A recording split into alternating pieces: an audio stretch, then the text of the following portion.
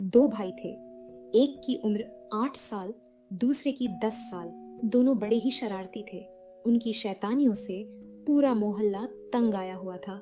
माता पिता रात दिन इसी चिंता में डूबे रहते कि आज पता नहीं वे दोनों क्या करें। एक दिन गांव में एक साधु आया। लोगों का कहना था कि बड़े ही पहुंचे हुए महात्मा है, जिसको आशीर्वाद दे दें उसका कल्याण हो जाए। पड़ोसन ने बच्चों की माँ को सलाह दी कि तुम अपने बच्चों को इन साधु के पास ले जाओ, शायद उनके आशीर्वाद से उनकी बुद्धि कुछ ठीक हो जाए। माँ को पड़ोसन की बात ठीक लगी। पड़ोसन ने यह भी कहा कि दोनों को एक साथ मत ले जाना, नहीं तो क्या पता दोनों मिलकर वहीं कुछ शरारत कर दें और साधु नाराज हो जाए। अगले ही दिन माँ छोटे बच्चे को लेकर साधु के पास पहुंची। साधु ने बच्चे को अपने सामने बैठा लिया और माँ से बाहर जाकर इंतजार करने को कहा। साधु ने बच्चे से पूछा, बेटे तुम भगवान को जानते हो ना? बताओ भगवान कहाँ है?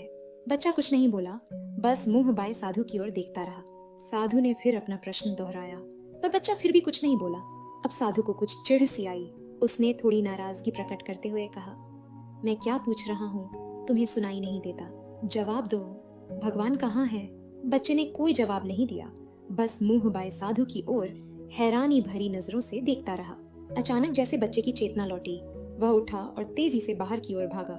साधु ने आवाज दी, पर वह रुका नहीं। सीधा घर जाकर अपने कमरे में पलंग के नीचे छुप गया।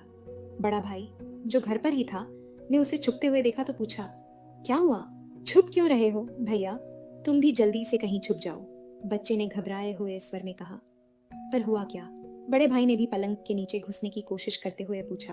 अब की बार हम बहुत बड़ी मुसीबत में फंस गए हैं। भगवान कहीं गुम हो गया है और लोग समझ रहे हैं कि इसमें हमारा हाथ है।